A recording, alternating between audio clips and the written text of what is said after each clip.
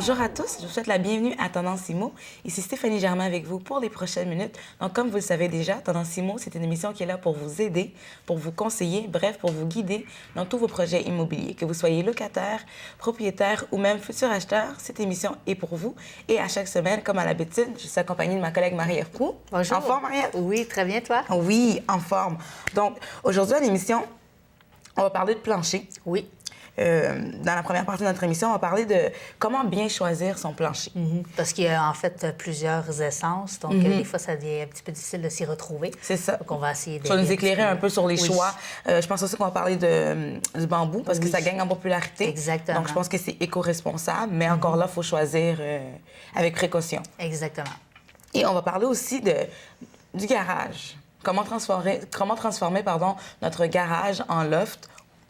Oui, exactement, parce que ça se fait pas beaucoup ici, mais de plus en plus en Europe, les gens, ils font... Quand tu vois la bâtisse, tu vois vraiment le garage et la maison en haut. Donc, ça a amené un petit point d'interrogation, en fait, à savoir comment est-ce qu'on fait ça? Est-ce qu'il y a des restrictions en termes de code du bâtiment? Donc, je suis allée puiser un petit peu à ce niveau-là. Très curieuse, ça m'intrigue. Et on va parler aussi des maisons intergénérationnelles. Donc, on sait, ça gagne de plus en plus en popularité. Donc, on peut avoir les grands-parents, les parents et les petits-enfants qui habitent sous un même toit. Mais c'est un bon choix, mais encore là, il faut prendre nos précautions. Oui, il faut s'informer avant de se lancer, comme dans toute chose, il faut savoir ce que ça implique. Exactement. Donc, on va y aller tout de suite. Comment choisir son bon plancher? Oui. En fait, comme je disais tout à l'heure, c'est ça, il existe vraiment toute une panoplie de planchers de bois. Donc, lorsqu'on va magasiner, il faut vraiment choisir les bons endroits pour aller magasiner pour se faire conseiller parce qu'il ne faut pas acheter n'importe quoi. Un plancher de bois, on achète ça pour longtemps. Pour la vie, presque? Oui, bien, en fait, le plancher de bois peut être sablé, reverni, et donc on peut le faire au moins 3 fois. Et puis, on le fait pas chaque année, là, donc non, ça dure vraiment longtemps. C'est pas comme des tendances, donc ça prend un plancher qui va suivre les années. C'est ça qui est intemporel. Oui, exactement, qui peut aller un petit peu avec de tout. Et donc, vraiment, il faut déterminer c'est quoi ses besoins, puis aussi savoir, c'est qui va habiter la maison. C'est ça. La première chose à vérifier, par exemple, si on achète une maison neuve et qu'on a le choix vraiment de prendre le plancher qu'on veut, il faut vraiment vérifier qu'est-ce qu'on va utiliser comme plancher. Parce que, par exemple, si tout ce qui est à côté, si on met un escalier de bois, si on veut une rampe, si on veut des baratins, si on veut des moulures, etc., c'est pas tous les planchers qui se font en rampe, par exemple. Si on va dans le plancher exotique, on oublie ça. Ça se fait, mais ça se fait sur mesure. Sur mesure, donc c'est plus dispendieux à ce moment-là. Oui, vraiment. Donc, c'est peut-être mieux d'y aller avec quelque chose. Si on a vraiment l'intention d'en mettre à plusieurs endroits, il faut s'assurer que ce soit possible et que ça ne revienne pas trop cher. Autre information qu'on me disait, c'est que le plancher d'érable est vraiment... c'est quand même un des plus populaires. C'est une essence qui est pâle et qui est uniforme. Si, par exemple, on a des chiens à la maison... c'est pas une bonne idée. C'est que la moindre égratignure sur un plancher comme ça paraît vraiment beaucoup. Parce que c'est trop uniforme, donc tout de suite, on le voit. Donc, si on est du genre à vraiment détester, propre, c'est ça, puis... si on s'en fait avec la moindre graphique, on n'a pas terminé parce que tu sais aussi des chaises qui les talons hauts, les talons hauts, etc. Donc c'est vraiment mieux d'aller. On conseille mieux d'aller avec les planchers des essences qui présentent des veinures ou des nœuds comme le chêne et le frêne. OK, donc c'est plus abstrait. Oui, donc ça paraît moins. C'est ça, s'il y a des égratignures, donc on peut facilement laisser passer ça. Là. Oui, bien ça paraît moins. Ça saute à pas l'œil. au-dessus, exactement. Donc, c'est intéressant pour ça. Puis, on me disait aussi que lorsque, par exemple, on a déjà des accessoires, si par exemple, on a déjà un escalier puis qu'on veut changer le plancher, c'est sûr qu'il faut penser à la couleur de l'essence. L'érable est pâle. Si on a un escalier en érable, bien, on ne pourra pas choisir un plancher de noyer puis d'aller chercher la même teinte parce que jamais qu'on va atteindre la même couleur, teinte, non, exactement, entre de l'érable et du noyer. Donc, c'est sûr que à ce moment-là, c'est sûr, c'est toujours de se faire conseiller parce que c'est pas tout le monde qui s'y connaît vraiment à ce sujet-là. Absolument. Donc, c'était les informations que j'avais obtenues. Puis on me disait aussi que il y a quelques années, le plancher de couleur foncée était très populaire. On voyait ça un petit peu partout dans les maisons. C'était très tendance. Puis de plus en plus, il semble que les gens veulent revenir vers le pâle. Vers le naturel. OK. Couleur plus naturelle. Oui, beaucoup plus naturel. Parce que c'est sûr aussi, les gens se sont aperçus que des planchers foncés, ça demande beaucoup d'entretien. J'ai personnellement eu ça dans ma dernière maison et c'est vrai qu'il faut s'attendre à nettoyer. À l'entretenir. Oui, parce que la moindre poussière, ça paraît, tu as l'impression que tu fais pas le ménage. C'est ça. Donc, Non, c'est vrai. Puis je pense aussi d'avoir un plancher plus naturel, ça peut suivre aussi les époques. Les tendances décoration, ça change constamment. Donc, d'avoir quelque chose de plus neutre, je pense que ça va bien se mélanger. Oui. Si on décide de changer complètement la décoration de la maison, Exactement. C'est à considérer. Puis aussi, quand on ressable, qu'on revernit, on peut choisir un vernis d'une teinte un petit peu différente. Aussi, quand il est pâle, il y a plus de choix que s'il est déjà foncé à la base, on est plus limité. Donc, absolument. C'est intéressant aussi. C'est ça. Donc, le foncé, c'est souple. C'est souffle, pardon, qu'on essaie d'aller chercher quelque chose de plus naturel. Oui. Puis, exactement, ce que je voulais dire, c'est que pour bien se faire conseiller, il vaut mieux aller voir des professionnels. On le dit souvent, mais c'est ça, hein, il faut quand même... aller voir les experts, il faut avoir c'est des ça. gens qui sont capables de bien nous conseiller. Parce qu'à la fin de ça, on investit des sous, on investit de l'argent. Oui. Donc, on ne veut pas investir un petit peu, tu sais, jeter notre argent par la fenêtre. C'est hein, ça. Donc, il vaut mieux payer un petit peu plus cher, avoir quelqu'un qui s'y connaît, qu'on va avoir un résultat, qu'on va être vraiment content à la fin. Parce qu'encore là, souvent, on me disait que, tu sais, comme dans toute chose, que c'est sur les matériaux de construction, on en a toujours pour notre argent. Donc, s'il y a vraiment une aubaine sur le bois, bien, c'est peut-être parce que c'est pas une excellente qualité. Si ça fait votre affaire, tant mieux, mais il faut quand même être conscient de ce qu'on achète. C'est ça. Maintenant, Maria, on va parler d'un plancher qui est vraiment populaire, c'est le bambou. Oui. Ça gagne vraiment en popularité parce qu'en fait, c'est un choix qui est beaucoup vu comme étant écologique. Éco-responsable, c'est ça? Oui, parce qu'un plancher de bois franc prend des années, voire des décennies à se régénérer, tandis qu'un plancher, le bambou, c'est comme, c'est une herbe graminée comme l'avoine qui se régénère tout seul. Donc, une fois qu'elle est moissonnée, elle repousse, c'est comme de l'herbe, hein, puis c'est vraiment, ça pousse très rapidement. Puis je pense que c'est un côté esthétique aussi, c'est oui, joli. Oui, au niveau de l'esthétique, c'est vraiment, si on voit, si tu cherches, par exemple, sur Internet à voir, parce qu'il n'y a pas juste des planchers, là, ils font toutes sortes de choses maintenant en bambou, mais c'est vraiment très beau. Et le bambou est très durable. Donc, est-ce que si on l'achète, on peut l'avoir pour oui, en fait, il y a une place ici à Saint-Sauveur qui est vraiment spécialisée dans le bambou. Puis les autres, ils m'expliquaient que le bambou, entre 5 à 7 ans, il devient vraiment mature, de grosseur vraiment idéale pour qu'il soit très durable. OK. Puis, en fait, c'est une des propriétés que les gens recherchent en termes de plancher. Alors, on est loin de la décennie, hein, donc c'est très intéressant, mais c'est sûr qu'on affirmait que c'est important quand même de regarder d'où ça provient, parce qu'il y a de tout, hein, comme les coupes à blanc, ça se fait aussi au niveau du bambou. Ça. Et de plus en plus, on voit que des entreprises qui achètent du bambou de forêt certifiée, donc ça a été fait selon des normes vraiment très strictes. Oui, exactement. Donc, c'est possible de vraiment vérifier d'où ça vient. Puis aussi de voir, parce que les planchers de bambou, ce sont toutes des fibres qui sont collées l'une à l'autre, ce qui fait que c'est très durable, puis qu'il ne va pas se plier. Parce qu'ici, avec le climat qu'on a ici, hein, c'est sûr qu'il faut que ce soit quelque chose qui soit un plancher, qui soit une fibre qui résiste aux différences de température. Alors, comme c'est toutes des fibres qui sont collées l'une à l'autre, c'est très résistant. C'est plus résistant. Mais il y a de la colle entre chacune, il y a du vernis et tout ça, donc c'est pas juste, encore là, le bambou, mais bien sûr, tout ce qui vient à côté qu'il faut regarder, c'est ça. Pour vraiment, si on veut regarder au niveau de l'aspect écologique. Donc ça, on pourrait dire que c'est les points forts un peu du bambou. Il est résistant, écologique, c'est esthétique, ça paraît bien. Est-ce qu'il y a des points faibles, par exemple, pour le bambou? En fait, c'est surtout au niveau, justement, si on veut être écologique, il faut vraiment s'assurer que ça provient de compagnies, dans le fond, de forêts certifiées. Exactement. Mais je n'ai pas vu de points négatifs. C'est sûr que ça peut être un petit peu plus cher. Mais encore là, il y a des gammes dans tout. Donc, si tu vas avoir du bon plancher de bois franc, tu vas le payer cher aussi. Donc, on me donnait comme prix à peu près pour qualité, pour un plancher de bambou, quand même de bonne qualité. On parle de 4,70 du pied carré. OK. Donc, le bambou éco-responsable, c'est un petit peu plus dispendieux, mais ça dure plus longtemps. Et côté esthétique, c'est très beau. Ça vaut la peine. Donc, merci Marie-Ève. On va maintenant passer au topo de la semaine et on vous revient tout de suite après. Nous autres, on vous recommande de fermer votre disjoncteur quand vous partez en vacances. C'est une recommandation de faire chaque année, quand vous partez en vacances, de le fermer pour une semaine ou deux. Et vous sauvez, il y a des économies de 4 à 8 $, ça dépend de la grandeur de votre chauffe-eau, de 40 ou 60 gallons électriques.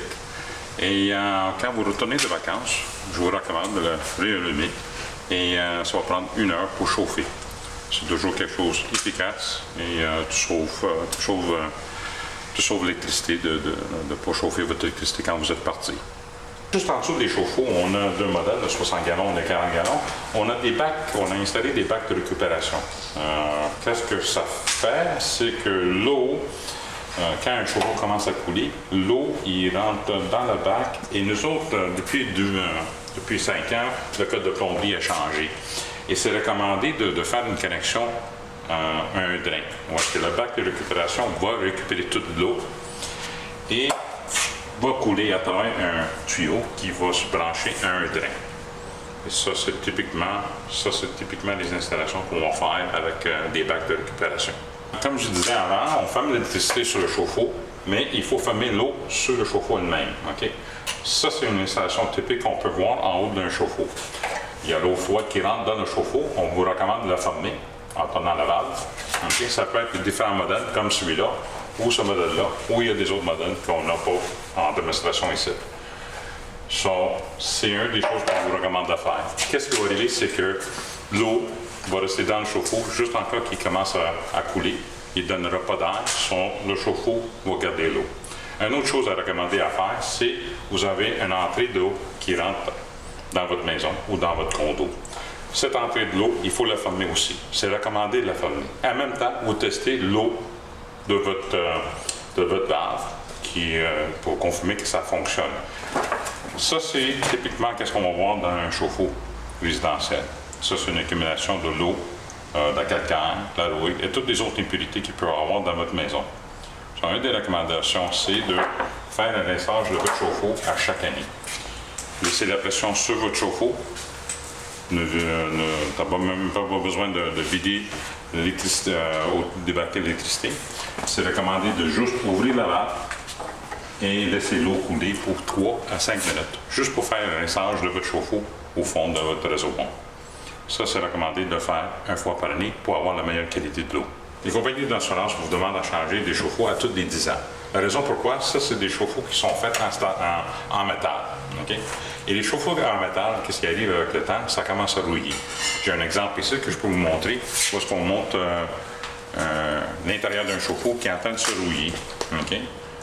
Et l'eau va passer à travers le chauffe-eau, et sur certain, dans vos planchers et tout. On veut éviter, les assurances veulent éviter de payer pour des dommages parce que le chauffe-eau était trop vieux. Ils sont tannés, ils veulent des choses qui sont changées à tous les 10 ans. Et typiquement, ils vont vous demander de changer entre 10 ans et 12 ans. Ici, on voit les 2 chauffe-eau de 40 et 60 gallons. Okay? Ça, c'est des chauffe-eau qui sont faits en métal, okay? À l'intérieur. Mais la coquille est toute en métal à l'extérieur. Il y a toute l'isolation. La garantie, typiquement, dans un chauffe-eau comme ça, on regarde en 8 ans sur la cuve et 6 ans sur les pièces. Et une durée de vie, comme on demandait, c'est 10 ans. En avant, on a un modèle qui est tout nouveau. Tout nouveau. Ça fait 25 ans qu'il est déjà en existence. C'est un chauffe-eau qui est fait en plastique. Okay? L'intérieur, 3 pouces d'isolation. Plastique, un coquille à l'extérieur qui est fait en plastique. Plus isolant, plus économique en énergie. Okay? Et il ne peut pas rouiller. Okay? L'avantage avec ça, c'est que c'est le dernier chauffe-eau que tu auras besoin d'installer chez vous. Okay? Ça évite beaucoup de dépenses ou des problèmes dans le futur pour remplacer votre chauffe-eau. Et le coût, avec des années, il est moins cher. De retour à Tendance IMO, maintenant, Marie-Ève, on va parler du garage. Comment transformer son garage en loft? C'est de plus en plus populaire, c'est un nouveau concept. Explique-moi ça parce que je suis un peu perdue. Oui, en fait, on voit ça beaucoup en Europe, comme je l'ai mentionné tout à l'heure, puis aussi en Colombie-Britannique, où les paysages s'y prêtent beaucoup. En fait, c'est quand les gens vont à un garage, puis les gens, ils décident d'en faire un appartement, soit pour l'habiter ou soit pour le louer. Exactement. Okay. Mais puis, bon, c'est un petit peu le même principe que quand on a une maison avec un garage, puis qu'on fait une pièce en haut du garage. Mais on peut le faire attacher ou détacher à la maison, okay. Exactement. Mais ce qu'il faut savoir, c'est qu'il soit attaché ou détaché de la maison, c'est qu'il y a des normes à respecter. Comme toujours, des règlements. Oui, parce qu'en fait, puis c'est très important parce qu'au niveau, dans un garage, qu'est-ce qu'on met dans un garage? On entrepose généralement des véhicules motorisés, mais surtout des équipements motorisés qui émettent du monoxyde de carbone. Fait que les gens qui demeurent en haut, s'il n'y a pas de bonne protection entre le garage et le logement qui est en haut, bien, c'est la vie des gens qui vivent en haut est en danger. Parce que tout le monoxyde, il va passer par en haut. Donc, au niveau du Code du bâtiment du Québec, il y a des règles qui sont très strictes en la matière. La première chose qui est très importante, c'est que au niveau de la porte, ça prend donc la porte qui relie le garage pour se rendre dans l'appartement ou dans le loft. Et ça prend un système hydraulique qui rend, dans le fond, qui est très étanche, donc qui ne permet pas de laisser passer le monoxyde de carbone. Et au niveau aussi du plafond, des murs, dépendamment comment c'est installé, il faut aussi qu'il y ait tout dans le fond, des coupe-feux qu'on appelle. Qui aussi protège, parce que dans le garage, il y a certaines activités qui s'y passent, il peut y avoir de l'essence, il peut y avoir de l'huile, un peu de plein de choses qui pourraient être dangereux, donc pour des incendies. Alors, ça prend vraiment des coupe-feux pour protéger les gens qui restent en haut. Donc c'est non négociable, c'est ça? Non, exactement, parce qu'il y a des gens qui veulent acheter des garages, puis par exemple, faire des logements en haut pour les louer, pour avoir un revenu supplémentaire. Exactement. Mais c'est sûr que lorsqu'on achète, par exemple, un garage comme ça, dans le but d'en faire, de créer des appartements en haut pour les louer, pour arrondir ces fins de mois. Exactement. Donc, c'est un petit peu difficile parce qu'il faut vraiment rendre le bâtiment conforme. Alors là, peut-être qu'à la longue, ça va nous coûter plus cher, non? Oui, que si on repartait à neuf, que dire, OK, moi, je veux un garage, je veux en haut des logements à des fins de location. Bon, je construis mon garage, je le fais en fonction que ce soit sécuritaire puis tout ça. C'est ça. Parce que aussi, il y a des normes du Code du bâtiment, mais chaque municipalité aussi a ses normes. C'est toujours comme ça. Donc, chacune des municipalités ont leurs propres règlements qui peuvent s'ajouter à celles du Code du bâtiment. Comme par exemple, ici, à la Ville de Laval, on dit qu'un propriétaire d'un garage peut en faire ce qu'il veut, mais il faut qu'il respecte assurément le zonage. Donc, si, par exemple, le garage est zoné commercial, tu ne peux pas faire des logements et le louer à des personnes. Ça ne marche pas. Et que, bien sûr, il ne faut pas que ça l'entrave... Il faut que ce soit compatible, comme par exemple si tu veux faire un salon de coiffure en haut, parce qu'il y en a peut-être que c'est pas au niveau d'appartement louable, mais un autre commerce ou quelque chose, mais encore là, bon, il faut que tout fonctionne ensemble. Donc, tu peux pas, mettons, en bas, gérer du béton avec, quelque chose qui ne fit pas du tout. J'ai pas vraiment d'exemples qui me viennent de même, mais il faut vraiment s'informer au niveau de la municipalité. C'est ça. Qu'est-ce qui est conforme? Qu'est-ce que je peux mettre en haut qui va rentrer dans les règles? Tout en respectant le zonage de la Ville et du Code du bâtiment. Donc, c'est important d'aller vérifier. Donc, c'est assez complexe. Oui, c'est assez complexe.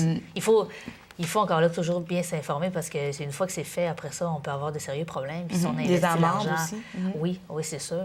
Et de rectifier pour se conformer aux normes. Donc, ça peut coûter très cher au bout de la ligne. Absolument.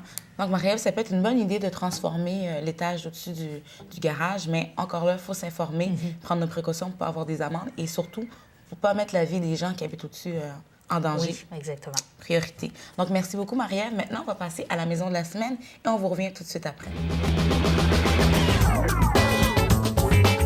Vous êtes à la recherche de la quiétude urbaine à proximité de Montréal? La Perle Rare se trouve dans le prestigieux quartier de Val-des-Prises. La propriété sise au 3484 rue du Commandant est tout simplement à couper le souffle. Un simple coup d'œil à la façade en pierre nous donne envie de la visiter. Gageons que vous ne pourrez résister à ce cottage avec garage double signé Construction Louis XVI. Lorsqu'on franchit le seuil de la propriété, on ne peut qu'être ébahi par ce qui nous attend. Tout y est moderne, lumineux et particulièrement chaleureux. On ne peut d'ailleurs passer sous silence la qualité des matériaux qui sautent aux yeux.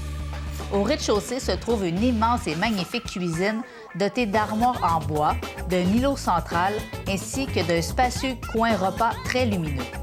Tout à côté se trouve un superbe salon décoré avec soin au goût du jour.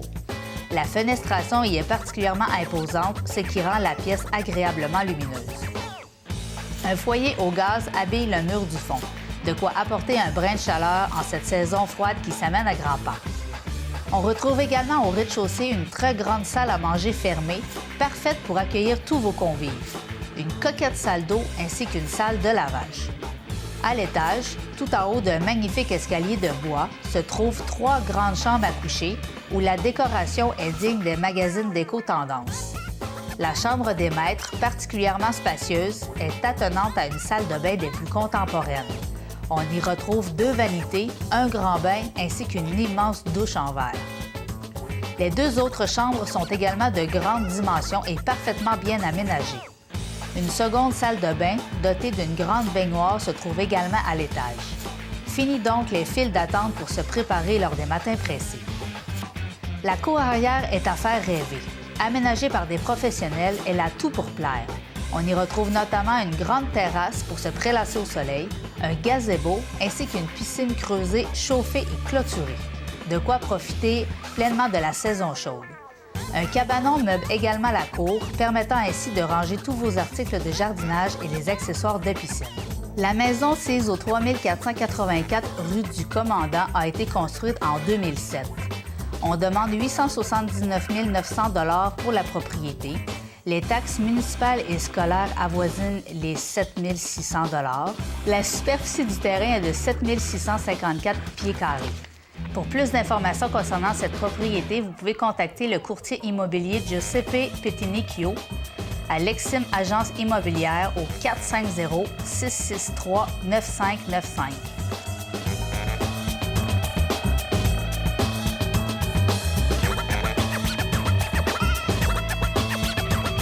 Le retour à Tendance IMO. Marie-Ève, dernier sujet de la journée, on parlait de la cohabitation intergénérationnelle qui gagne de plus en plus en popularité, mais il faut être bien informé avant de s'embarquer dans cette grande aventure. En effet, ça se voit de plus en plus qu'un couple avec enfants partage leur maison avec les grands-parents. Les grands-parents. Oui, ça a bien des avantages au niveau de la famille. On a des personnes qui peuvent garder les enfants. Donc Puis la facture aussi. Oui, parce qu'en fait, partage exactement, la facture. c'est pour des jeunes couples, c'est parfois difficile d'avoir accès à la propriété. Ça coûte cher une maison, ça coûte de plus en plus cher même. Donc, de partager avec des parents, la facture est la moindre. Ça permet parfois aux gens de pouvoir s'acheter une maison alors qu'autrement, ils ne pourraient pas. Donc, ça a bien des avantages, mais aussi, il y a d'autres choses à regarder parce que, dans le fond, une maison intergénérationnelle, on n'a qu'une seule porte d'entrée, donc une seule adresse civique. Donc, c'est réglementé. Et postale. Oui, c'est réglementé. Okay. Ça a certaines normes à respecter. Donc, quand on veut la construire, il faut la faire selon les normes.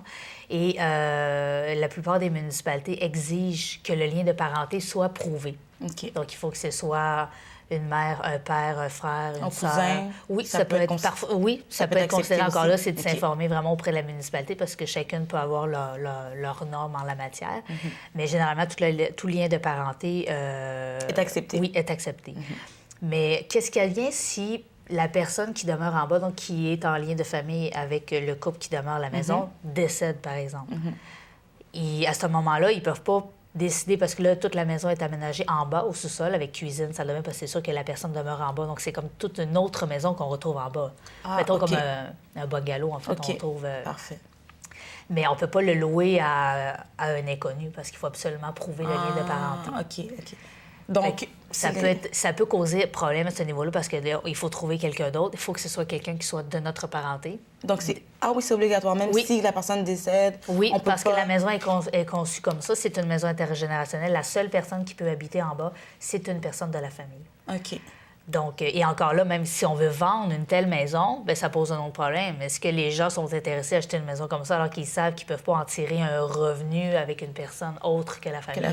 Parce que c'est pas tout le monde non plus qui sont intéressés à partager, à cohabiter avec la famille. Donc, ça peut poser d'autres problèmes. Mais là encore, selon chacune des municipalités, il y en a qui permettent de louer à... Je pense que c'est à Sainte-Marthe-sur-le-Lac, dans les Laurentides, qui permettent eux autres de louer à n'importe qui. Ils ne demandent pas la preuve, oui. Mais je crois qu'à Laval, ici, Deux-Montagnes, Saint-Eustache, ils demandent. Exigent. Oui, parfait. Exactement. Donc, c'est important de vérifier ça. Puis surtout que construire une telle maison, c'est des frais. Si on part à neuf, il faut compter entre 180 000 et 200 000 minimum pour construire une maison intergénérationnelle. Puis si on veut ajouter un logement à une maison déjà existante, on peut parler jusqu'à facilement 85 000 $ de rénovation pour la rendre intergénérationnelle. OK. Donc, si on dans le fond, on réalise un tel projet puis que finalement, on se rend compte qu'on n'est pas conforme, ça fait une facture salée finalement, il n'y aura personne qui va pouvoir nous aider à la payer. Non, c'est ça. Donc, c'est un bon choix si on sait qu'on a des membres de la famille qui veulent embarquer avec nous, puis que la facture va être séparée de façon équitable, puis que il va toujours avoir une succession, pardon. Mais si on n'est pas sûr, on ne sait pas trop qui va embarquer avec nous, c'est peut-être pas un bon choix. Puis en fait, il faut vraiment choisir les gens avec qui on veut habiter parce que c'est pas juste une journée, là, c'est tout le temps. Donc, c'est ça. Il faut faire attention, mettre des règles claires. Oui, exactement. Donc, c'est comme la colocation, en fait. Oui, exactement. Donc, Marianne, on va faire un petit récapitulation des sujets de la journée. Donc, on a parlé de plancher. Comment bien choisir son plancher selon ses besoins. On a parlé de bois franc. Oui, de bien magasiner, parce qu'en fait, il y a beaucoup de choix qui s'offrent à nous en tant que consommateurs.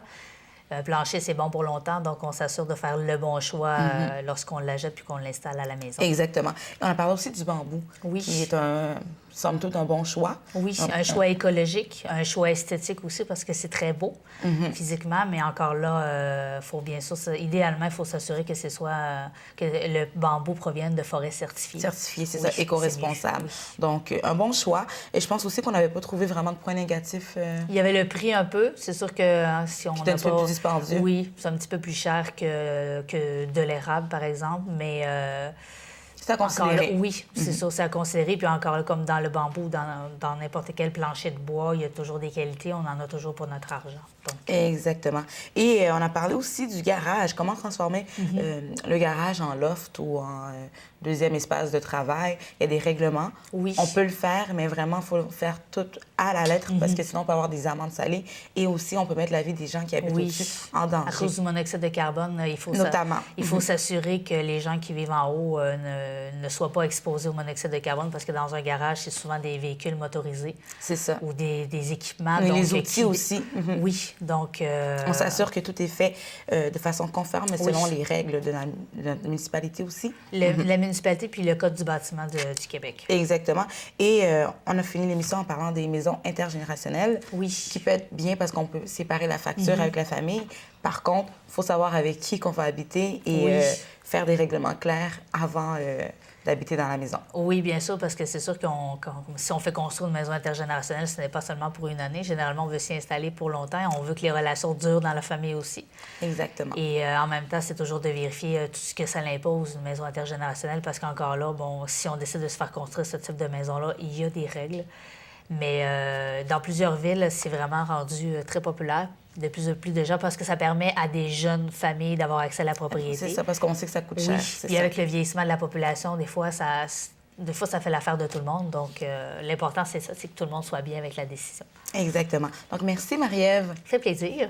Puis, pour plus d'informations au sujet des textes, au sujet des sujets sur lesquels on a parlé aujourd'hui, les gens peuvent lire l'Écho de Laval qui est distribué dans le Sac Plus. Ce mercredi? Parfait. Merci, Marie-Ève. Et je vous dis merci beaucoup à la maison. À la semaine prochaine.